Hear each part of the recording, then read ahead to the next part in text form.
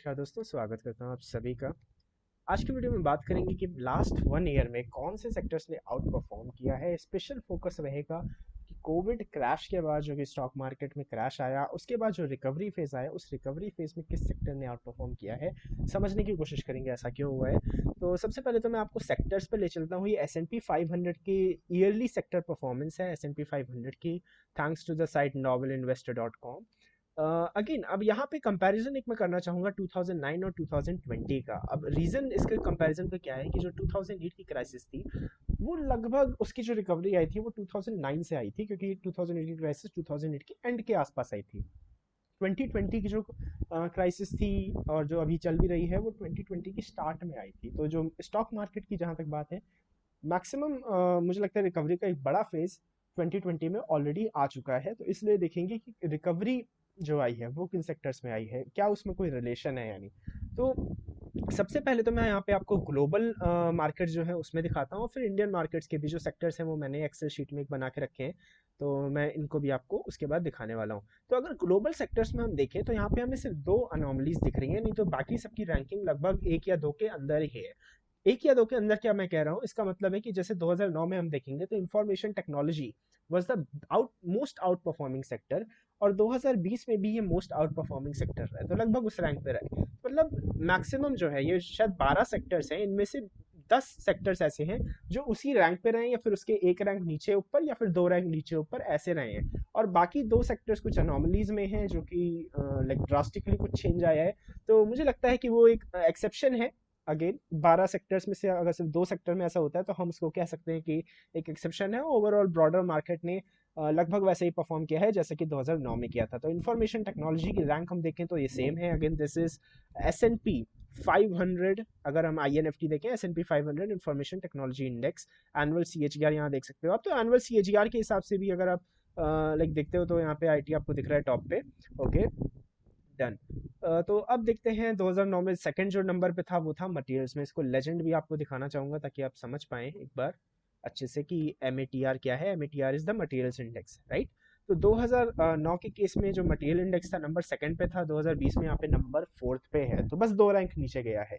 Okay, the third number पे जो है वो है कंज्यूमर डिस्क्रिशनरी इंडेक्स, जो कि यहाँ पे सेकंड नंबर पे आता है 2020 में, तो एक रैंक ऊपर आया है। पहली अनोमली है रियल एस्टेट सेक्टर की। ये जो सेक्टर है ये 2009 में चौथे नंबर पे था, लेकिन यहाँ पर लगभग लास्ट सेकंड है, यानी 11वें नंबर पे है 2020 में। तो ये एक अनोमली है। और इतनी बुलिश मार्केट में भी रियल एस्टेट यहाँ पे S&P 500 का नेगेटिव है। लेकिन अगर यहीं पे हम देखेंगे जो निफ्टी के अंदर है, तो Nifty realty index is actually the among the top 3 performers. तो अगर हम देखें तो निफ्टी के अंदर real estate has done great as it should have. I mean top 4 में था 2009 पे, तो अगर कोई ये सोचता कि चलो जो 2009 में हुआ है वही रिकवरी यहाँ पे भी हो सकती है, और कोई रियल एस्टेट पे या फिर IT वगैरह पे रहता, तो मुझे लगता है यही सेक्टर्स हैं जो अच्छे वर्क किए भी हैं। जैसे अगर आप यहाँ पे देखोगे तो जो इंडिया में अच्छे सेक्टर्स हैं, मेटल, IT और रियलिटी, जो रियलिटी यानी रियल एस्टेट जो टॉप है। तो again you will find information tech, that is IT, ये मेटल से रिलेटेड हो गया, मेटल्स कमोडिटीज से रिलेटेड। उसके बाद हमारे पास रियलिटी भी है, राइट। तो S&P 500 एज यूजुअल मिडिल में रहा, मतलब, और सबसे बड़ी बात है कि उसी रैंक पे रहा, राइट। बीच में रहा वो तो ठीक है, बट उसी रैंक पे रहा, जो कि है चौथी रैंक 2009 में, और 2020 में भी चौथी पोजीशन पे। उसके बाद आता है हमारा इंडस्ट्रियल्स इंडेक्स, पांचवी पोजीशन का पांचवी पर ही रहा, राइट। हेल्थ केयर छठी पोजीशन का, ओके सॉरी सॉरी सॉरी, हाँ, पांचवी पोजीशन का छठा हो गया इंडस्ट्रियल इंडेक्स, मतलब एक रैंक नीचे। और उसी के साथ हेल्थ केयर एक रैंक ऊपर। तो इंडस्ट्रियल्स और हेल्थ केयर ने अपनी रैंक आसपास में बदल ली। अच्छा, जो लोग कह रहे थे कि कोविड क्राइसिस है, तो पैंडेमिक है, तो यहाँ पे health care, pharma, vaccine, medicine, ये सब का बहुत ज़्यादा लाइक वो रहने वाला है, मतलब लाइक बिक्री रहने वाली है। तो इन सारे जो कंपनीज है हेल्थ केयर की या मेडिसिन की, ये कंपनीज ज़्यादा प्रॉफिट कमाने वाली हैं। ये चीज़ें बिगिनर्स को बेवकूफ़ बनाने के लिए लोग क्यों बोलते हैं, मुझे बहुत बुरा लगता है। बट कोई भी जैसे बिगिनर है, उसको स्टॉक मार्केट के बारे में नहीं पता है, उसको अगर ऐसे बता दो कि यार पता है, तेरे तेरे को पता है जो फार्मा कंपनीज है उन्होंने पिछले एक साल में 40% का रिटर्न या 45% का रिटर्न दिया। कितना आसान था ये सोचना, कितना आसान था ये समझना। नहीं दोस्त, गलत बात है ये। अब देखो, अगर आप हेल्थ केयर को देखोगे तो ना यहाँ पे 2020 में भी टॉप परफॉर्मिंग सेक्टर नहीं रहा है, और यहाँ की निफ्टी हेल्थ केयर भी एक्चुअली निफ्टी 50 तक को अंडर परफॉर्म किया है निफ्टी हेल्थ केयर ने। तो बहुत बड़ी बात मैं यहाँ पे एक बोलना चाह रहा हूँ आपसे, एक समझाना भी चाह रहा हूँ। मैं पहले कुछ वीडियोस में मैंने इस पे बनाई थी, लेकिन बस कहना ये चाह रहा हूँ कि देखो, अगर आपको लगता है कि कॉमन सेंस, हाँ बिल्कुल, stock market is common sense जब आप एक लॉन्ग टर्म इन्वेस्टमेंट की बात करते हो, बट एक शॉर्ट टर्म के अंदर आपको वैसे कॉमन सेंस नहीं दिखेगा कि आप इकोनॉमी से अगर रिलेट करना चाहो in the short term, in the short to medium term, अगर आप सोचो कि इकोनॉमी में ये हो रहा है तो इस मार्केट में ही होगा, तो ऐसा नहीं है। ये बहुत बड़ा एग्जाम्पल है। हालांकि अगर किसी ने ऐसा सोच के निफ्टी हेल्थ केयर इंडेक्स पे या फिर हेल्थ केयर की कंपनीज पे भी पैसे लगाए होते तो उसको लॉस नहीं हुआ। एक साल में 40-45% is a great return. But it's all about comparison कि आपके पास और क्या क्या मौके थे उसी टाइम पे, राइट? तो उसके आगे हम हेल्थ केयर की हमने बात की, तो ये भी एक रैंक ही दिख रहा है। तो आप देख रहे हो ये जो 2009 और 2020 के बीच जो कंपैरिजन मैं दिखा रहा हूँ, एक रैंक दो रैंक ऐसे ही डिफरेंसेस सब में आ रहे हैं। अच्छा, एक और इंडेक्स है यहाँ पे, फाइनेंशियल इंडेक्स। फाइनेंशियल इंडेक्स 2009 में जिस रैंक पे था उससे दो रैंक नीचे आया है 2020 में। और उसी के साथ ये आता है consumer staples index. Consumer staples index एक रैंक ऊपर गया है 2020 में। तो इसको कंपेयर कर रहा हूँ मैं, 2009 के कॉलम को 2020 के कॉलम से कंपेयर कर रहा हूँ, राइट? फिर अगर हम एनर्जी इंडेक्स की बात करें तो एनर्जी इंडेक्स दो रैंक नीचे गया है, मतलब पहले भी नीचे था, अब भी नीचे ही रहा। यूटिलिटीज पहले भी नीचे था, अब भी नीचे ही रहा। दो रैंक थोड़ा सा ऊपर गया है, बट अगेन यू सी, मैं जिस चीज की बात कर रहा हूँ, तो जिन्होंने, मतलब क्या हम ये कह सकते, अब दूसरी अनोमली है टेलीकम्युनिकेशन की। तो यहाँ पे हमें 12 सेक्टर्स के अंदर दो सेक्टर्स ऐसे दिखे जो थोड़ा सा डिफरेंट ही परफॉर्म किए हैं। एक सेक्टर था रियल एस्टेट, जो 2009 में काफी अच्छा जिसने किया था, 2020 में अच्छा नहीं किया है S&P 500 के लिए, बट अगेन निफ्टी रियल्टी ने अच्छा किया, मैंने आपको दिखाया। फिर भी टेली कम्युनिकेशन सर्विसेज दूसरा सेक्टर था जिसने 2009 में कुछ खास नहीं किया, लेकिन 2020 में अच्छा किया था। ओके, तो दो सेक्टर्स के अलावा बाकी सारे सेक्टर्स लगभग उसी रैंक पे रहे हैं, आसपास वही तरीका रहा है, रिलेटिवली वही रिटर्न्स उन्होंने दिए हैं जो कि उन्होंने 2009 में किया था, इस क्राइसिस, इस क्रैश के बाद। तो क्या हम कह सकते हैं कि स्टॉक मार्केट ने 2008 और 2020 के क्रैश पर जो रिएक्शन दिया है वो लगभग सेम दिया है? क्या इस चीज़ को कहना गलत होगा? फंडामेंटली मैं मान सकता हूँ कि हाँ, 2008 और 2020 में बहुत बड़ा अंतर है, होना चाहिए है, बिल्कुल। लेकिन क्या हम कह सकते हैं कि स्टॉक मार्केट का जो रिएक्शन था वो सेम था? अच्छा, अगर ये रिएक्शन सेम था तो क्या हम ये कह सकते हैं कि 2010 में जो सेक्टर्स हमारे टॉप पे रहे हैं वो 2021 में टॉप पे रह सकते हैं? मुझे कमेंट सेक्शन में बताइएगा। चलिए आगे बढ़ते हैं दोस्तों, अब बात करते हैं कि जो टॉप पर हमारे सेक्टर्स रहे हैं। देखो ये सारे सेक्टर्स हैं जो टॉप पर रहे इंडियन मार्केट्स के अंदर। इसमें निफ्टी मेटल्स आउट परफॉर्मर रहा है, 164% का रिटर्न। और ये पूरे मेटल इंडेक्स की बात मैं कर रहा हूँ, यहाँ पे किसी एक आध स्टॉक की बात नहीं कर रहा हूँ, पूरे मेटल इंडेक्स की बात हो रही है यहाँ पे। तो Nifty metals, Nifty IT, Nifty reality पे अगर किसी ने पैसा लगाया होता, आई मीन निफ्टी ऑटो भी कह सकते हो कि लगभग उसी उसी रेंज में रहे। बट उसके अलावा अगर आप देखोगे तो Nifty 50 is like, I mean 49-50% का रिटर्न इन 1 ईयर कितना छोटा लगता है जब आप कंपेयर करते हो इन टॉप परफॉर्मर्स के आसपास से, या इनसे कंपेयर करते हो। तो इस चीज़ को आपको समझना है। अच्छा, मेटल्स अगर ऊपर रहे, अब देखो पहले जैसे बात हो रही थी कि वैक्सीन मेडिसिन ये सब बनेंगी तो हेल्थ केयर कंपनीज को फायदा होगा। अच्छा, अब क्या न्यूज़ हो रही है मैं बताता हूँ आपको। न्यूज़ अब ये आ रही है कि जो गवर्नमेंट ने मनी प्रिंट किया है, लिक्विडिटी प्रोवाइड किया है मार्केट के अंदर, उसकी वजह से क्या हुआ है कि इन्फ्लेशन बढ़ेगा, इन्फ्लेशन का रेट बढ़ेगा, बढ़ भी रहा है, बढ़ेगा और ज़्यादा, राइट? तो उसकी वजह से जो कमोडिटी प्राइसेस हैं, मैक्सिमम कमोडिटीज जैसे कि क्रूड आप देख सकते हो, कॉपर देख सकते हो, एल्यूमिनियम देख सकते हो, सब हाइस पे, गोल्ड सिल्वर सब हाइस के आसपास है। And most people are like, ऐसा क्यों हो रहा है कि स्टॉक मार्केट भी ऊपर है, कमोडिटीज भी ऊपर है, कुछ ना कुछ गिरेगा? लेकिन यहाँ पर रीजन ये है कि इन्फ्लेशन जो है वो बढ़ रहा है, तो उसकी वजह से कमोडिटी जो है उनके प्राइसेस भी बढ़ रहे हैं। जैसे मैं एक बहुत सिंपल एग्जांपल दूं, तो मान लो अगर पूरी मार्केट के अंदर पास, पूरी मार्केट सिर्फ स्टॉक मार्केट नहीं, पूरी इकोनॉमी के पास 100 करोड़ रुपए हो, और अचानक से उसमें 20 करोड़ रुपए और प्रिंट होके उसमें डाल दिए जाएं, और आपके पास 100 करोड़ में से एक बहुत छोटा सा हिस्सा, यानी 0.01% पहले था, यानी 0.01 करोड़ रुपीज पहले थे आपके पास। अब आपके पास इकोनॉमी में तो और पैसे आ गए, लेकिन आपके पैसे उतने के उतने ही रहे, आपको तो कुछ मिला नहीं ना, पैसा आपके लिए तो प्रिंट हुआ नहीं। तो 120 करोड़ में से अब आपके पास अभी भी 0.01 करोड़ है, यानी अब आपके पास पॉइंट, यहाँ पे एक जीरो शायद ज्यादा हो गया, जोश जोश में एक जीरो ज्यादा कर दिया हमने, तो ये नहीं करना चाहिए। तो पॉइंट, लेकिन कुल मिला के आप समझ रहे हो मैं कहना क्या चाह रहा हूँ। जहाँ पे मतलब अगर इसको एक बहुत रफ कंपैरिजन के लिए कहो, तो ये अगर 10 है तो ये 8.3 कुछ है, राइट? तो एक बहुत ही रफ कंपैरिजन अगर मैं करना चाहूँ तो मतलब ये 10 है तो ये 8.3 कुछ है, राइट। तो आप देख सकते हो कि परसेंटेज जो आपके पास थी होल्डिंग, मतलब जितना आपका शेयर था, जो आपकी परचेजिंग पावर, आपकी बाइंग पावर थी, वो कम हो गई है कहीं ना कहीं। और इसी वजह से क्रिप्टोज एंड डिसेंट्रलाइज्ड टोकन्स इतने ज़्यादा चर्चे में हैं। 2008, मैं बताना चाहूंगा आपको कि क्रिप्टो की जो फाउंडेशन है वो 2008 में हुई थी, जब लेमन क्राइसिस हुई थी। तब किसी ने सोचा था कि यार ये गवर्नमेंट जब भी मन चाहे पैसा अपना प्रिंट कर देती है, हमारे पैसे की वैल्यू कम हो जाती है। तो इस वजह से वो चीज़ें, खैर मैं उन पे नहीं जाना चाहता। देखो गवर्नमेंट का जो पैसा है, मैं ऐसा मानता हूँ कि गवर्नमेंट का जो पैसा है उसकी एक अलग ही अथॉरिटी है। और अगर किसी को ऐसा लगता है कि क्रिप्टोज जो है वो फ्यूचर में फियाट करेंसीज को रिप्लेस कर देंगे, तो मुझे ऐसा नहीं लगता क्योंकि जैसे आप अभी रिसेंटली देख लो तो जो सोशल मीडिया था वो भी उस पे ये था कि इंटरनेट पे गवर्नमेंट का कंट्रोल नहीं है, सोशल मीडिया पे गवर्नमेंट कंट्रोल नहीं कर सकता।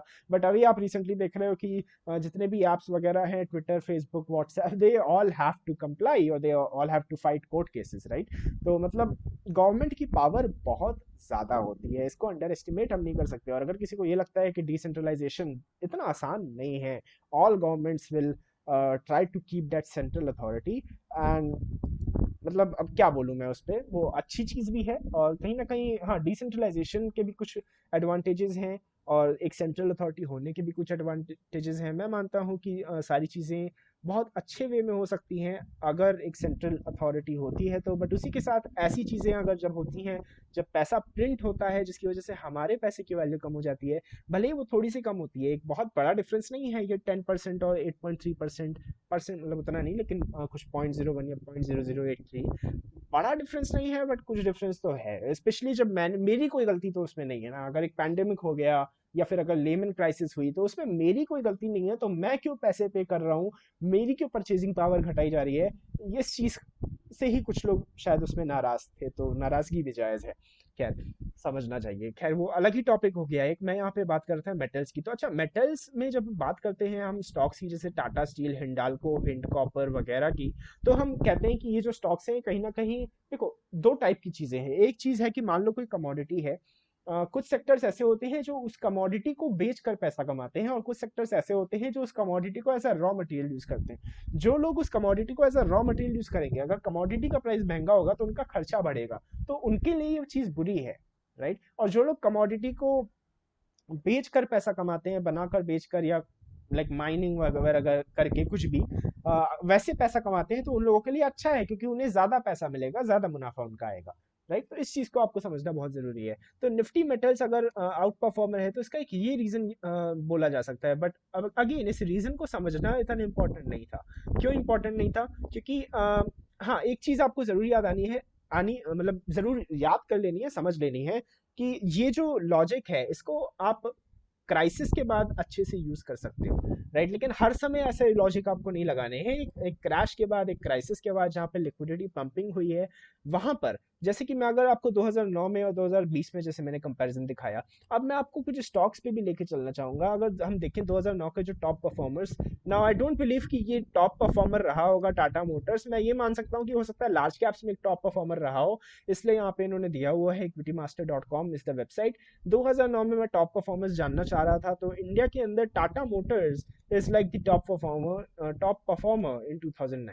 तो मैंने यहाँ पर अपने चार्ट के अंदर भी आके देखने की कोशिश की कि अच्छा क्या ऐसा ही 2019 सॉरी 2020 के आसपास हुआ है। और चार्ट्स पे भी मुझे चीज़ यही देखी कि 2020 में अगर हम पीक से बात, जैसे इस पीक से मैं बात कर रहा हूँ, तो 101 के लेवल से यहाँ पे 62, तो ये लगभग 70% का क्रैश था। उसके बाद जो रिकवरी आई, बेमिसाल आई, 5 गुना हो गया। लेकिन अगर मैं अप्रैल से भी बात करूं जहां से मैंने ये डेटा दिखाया है, मतलब निफ्टी का, अगर निफ्टी को मैं प्लेस करूंगा तो ये लगभग इस रैंक पे प्लेस करूंगा। इसके नीचे जितने भी लोग हैं सबने निफ्टी को अंडर परफॉर्म किया है, इसके ऊपर जितने भी लोग हैं सबने निफ्टी को आउट परफॉर्म किया है। तो अगर मैं यहाँ पे बात करूंगा, चलो अप्रैल से ही बात कर सकते हैं, तो भी मैं कहूंगा कि एक अच्छी खासी इसमें रैली आने को देखने को मिली है। मतलब 100 रुपए के आसपास था, 100 से 300 हो गया है। तो निफ्टी को तो इसने क्लियरली आउट परफॉर्म किया है टाटा मोटर्स ने। तो आपको बस ये देखना था कि भाई 2009 में किस सेक्टर ने अच्छा किया है। अच्छा, क्या मैं यहाँ पे बस लाइक बाबाओं की तरह बोल रहा हूँ? क्या मैं यहाँ पे सिर्फ प्रवचन दे रहा हूँ? नहीं, ऐसा नहीं है। आप पूछ सकते हो मुझसे कि अच्छा ये चीज आप अब बता रहे हो जब टाटा मोटर्स भाग गया है, पहले क्यों नहीं बताया? तो मैं आपको बस इतना कहना चाहूंगा दोस्त कि आप मैंने तो पहले बताया था, बट क्या आप मेरे चैनल के साथ जुड़े थे?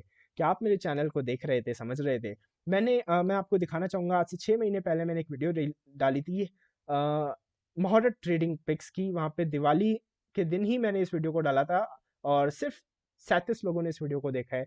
बहुत बुरा लगा मुझे। और इस वीडियो के अंदर मैंने टाटा मोटर्स की बात की थी, चार्ट के साथ उसको समझाया था। Again this was not a investment recommendation, और मैंने खुद भी लिया था टाटा मोटर्स को पर्सनली वहाँ पर, और अभी भी मेरे पास वो है, वो लगभग 145 के लेवल के आसपास। तो कोशिश मेरी रहती है इस चैनल से ट्रांसपेरेंसी मेंटेन करने की, but again this is not a investment recommendation, and आप अपने रजिस्टर्ड एडवाइजर से सलाह जरूर लें। यहाँ पर भी मैं जो डेटा आपको दिखा रहा हूँ, शेयर कर रहा हूँ, इस डेटा की कोई भी इस डेटा को आप चाहें तो इन वेबसाइट्स पे जाके समझ सकते हैं, एनालिसिस करिए, सीखिए, चीज़ों को सीखने पे फोकस रखिए, ना कि इस चीज़ पे कि ये स्टॉक पता चल जाए या ये वो। तो इन चीज़ों से आपको देखो पैसा नहीं बनेगा। आपको लगता है कि कोई और आपको स्टॉक बता देगा, तो ऐसा नहीं है, राइट? हाँ, हो सकता है कुछ एक आध बार आपको बन जाए पैसा, लेकिन एक लॉन्ग टर्म गेम अगर आपको खेलनी है यहाँ पे, तो आपको खुद समझनी पड़ेंगी चीज़ें, ठीक है? चीज़ें खुद समझिए, फिर उनको यूज़ करिए, अप्लाई करिए। क्योंकि मैं भी, अगर मैं पर्सनली अपना भी बताऊँ, तो मैं भी काफ़ी सारी चीज़ें मान लो कर सकता हूँ। हो सकता है मैं काफ़ी सारे ट्रेड्स करूँ, काफ़ी सारे स्टॉक्स ऐसे हों जो मेरे पोर्टफोलियो में हों, और वो मैं अब कितनी चीज़ें एक बंदा शेयर कर सकता है, राइट? दूसरा जो स्टॉक है, अगर उसकी बात करें, तो वो है Hindalco. Hindalco, okay, Hindalco is a top performer. ये 2009 के टॉप परफॉर्मर्स हैं, और कहीं ना कहीं पता है यही 2020 के भी टॉप परफॉर्मर्स हैं। एंड एक और कैरेक्टरिस्टिक, एक और हिडन कैरेक्टरिस्टिक है, बहुत कॉमन है, जो इन टाटा स्टील या टाटा मोटर्स, हिंडाल्को, इन सब में, अभी टाटा स्टील का नाम नहीं आया लेकिन अभी आएगा। तो हिंडाल्को भी अगर आप देखोगे तो 30 अप्रैल के आसपास ये इस प्राइस पे था अप्रैल में, लगभग 120 के लेवल पे था, और अभी 402 के लेवल पे, again out performed the Nifty index. और ये तो दोनों मेटल, ये तो एक ऑटो सेक्टर का हो गया, एक मेटल सेक्टर का हो गया। अच्छा, एक और स्टॉक है Tata steel. I mean Tata steel के बारे में क्या कहना, दिस इज लाइक लिटरली लोगों का फेवरेट स्टॉक बन गया है। This is the wealth destroyer of the past and now the wealth creator of the present. Okay, तो इतना पास नहीं जाना था मैं। खैर, जो भी है। तो देखो, टाटा स्टील में भी अगर आप मार्च के लोज देखोगे, तो मार्च के लोज हैं लगभग 200 के आसपास, 200, 250, 300 ऐसे लोज हैं। अभी 1100 पे ये स्टॉक ट्रेड कर रहा। बहुत बेहतरीन रैली, बहुत बड़ी रैली है टाटा स्टील में। And Tata steel, again Tata steel पे भी हमने एक टेक्निकल पैटर्न पोस्ट किया था, अपडेट किया था आप लोगों को, जब ये स्टॉक लगभग 700 के भाव पे चल रहा था। 500, 550 पे भी अपडेट किया था, उसके बाद 700 पे री अपडेट किया था। और उस टाइम लोगों को बिलीव नहीं हो रहा था कि ये 900 या 1000 जाएगा, और आज 1100 पे है। और आज भी लोगों को बिलीव नहीं होगा कि ये और ऊपर भी जा सकता है टाटा स्टील। चलो देखते हैं। अभी अभी तो फिलहाल ये एक रिट्रेसमेंट किया है, एक अच्छा रिट्रेसमेंट किया है। इसको यहीं से अगर निकलना है तो यहीं से निकलना चाहिए। मुझे लगता है 1080 के नीचे क्लोज ना करे तो बेहतरीन है। खैर, आगे देखते हैं। यहाँ पर हम स्टॉक्स वगैरह की बात नहीं कर रहे थे, तो आगे देखते हैं टाटा स्टील, हिंडाल्को। अच्छा, क्या इसका मतलब ये है कि सभी ने अच्छा ऐसा किया है? नहीं, ऐसा नहीं है कि सारे अच्छे परफॉर्मर्स ने अच्छा परफॉर्म किया है। हाँ, ऐसा कोई नहीं है जिसने 2009 में अच्छा रिकवरी दी हो और अभी रिकवरी अच्छी नहीं दी है, बशर्ते वो कंपनी अभी प्रेजेंट है। तो जैसे टीसीएस की अगर आप बात करोगे, 2009 में इसकी रिकवरी बहुत शानदार थी। 2020 के अंदर रिकवरी टीसीएस की अच्छी है, निफ्टी को आउट परफॉर्म किया है, बट उतनी बड़ी नहीं है। मुझे लगता है 2000 से 3000 का लेवल कुछ टीसीएस ने टच किया। एक बार मैं देख लेता हूँ, फिर से कंफर्म कर लेता हूँ। यहाँ पे मैं सारा डेटा अप्रैल से बात कर रहा हूँ, यानी 30 अप्रैल 2020 से 30 अप्रैल 2021 की मैं बात कर रहा हूँ। ओके, तो टीसीएस की भी अगर हम बात करें, अप्रैल से देखते हैं, लगभग 1900 के लेवल से 3000 का लेवल। तो अगेन आउट परफॉर्म किया है निफ्टी को, बट ऐसा नहीं कि उन लोगों की तरह, प्रीवियस जो स्टॉक्स हैं उनकी तरह, यार 200% का रिटर्न मुझे यहाँ पे देखने को नहीं मिल रहा है हमें। Again L N T is one other stock जहाँ पे ऐसा डबल नहीं हुआ है, लेकिन इंडेक्स से अंडर परफॉर्मेंस इसकी नहीं है एल एन टी की। और ध्यान रखना है कि एल एन टी एक ऐसे सेक्टर का है जो अनोमली के अंदर भी था, यानी 2009 का आउट परफॉर्मर था, बट 2020 में नहीं था। तो this is something you have to keep in mind. But again पैसा बना है इस स्टॉक के अंदर भी। अप्रैल का भाव अगर देखोगे, तो ये भाव आपको दिखेगा 900 से 800 से 900 के रेंज का, 1472 पर है अभी। तो इंडेक्स को आउट परफॉर्म नो डाउट किया है, बट अगेन तो यही इतने ही पोस्ट किए हुए हैं इन्होंने। ओके, तो ये चीज़ मैं आपको दिखाना चाहता था कि यहाँ पे मार्केट का जो मूवमेंट है वो कहीं ना कहीं 2009 के मूवमेंट के हिसाब से ही चल रहा है। थोड़े बहुत सेक्टर्स इधर उधर एक आध हुए हैं, और मैं क्वेश्चन बस ये पोस्ट करना चाहता हूँ आप लोगों के सामने, जो आप लोग सोचो वो ये सोचो कि क्या ये जो सेक्टर्स हैं ये 2010 के टॉप परफॉर्मर्स हो सकते हैं? यानी एनर्जी सेक्टर, वो एनर्जी सेक्टर जो अभी अंडर परफॉर्मर है, क्या यहाँ पे शिफ्ट होने वाला है? एनर्जी, रियल एस्टेट, ये नीचे वाले सेक्टर्स के ऊपर आने वाले हैं? This is a question for you. मैं यहाँ पे कोई भी कमेंट नहीं करना चाहूँगा। ओके, तो आज की वीडियो में दोस्तों इतना ही। ध्यान रखना है, मोमेंटम में कोई खेलना चाहता है तो दीज आर द टॉप 4 या 5 जो कि मोमेंटम में हैं अभी जो सेक्टर्स। और बाकी मैंने आपको बता दिया कि कैसे आपको समझना है, स्टडी कैसे करना है। तो कोई स्टॉक्स के जो एग्जांपल्स हैं, अगेन बताना चाहूँगा, इस वीडियो में किसी भी स्टॉक वगैरह का एग्जांपल लिया गया है तो वो कोई ऐसा इन्वेस्टमेंट रिकमेंडेशन नहीं है, वो बस आपको चीज़ें समझाने के लिए लिया गया है। मिलते हैं नेक्स्ट वीडियो में। नमस्कार, जय हिंद।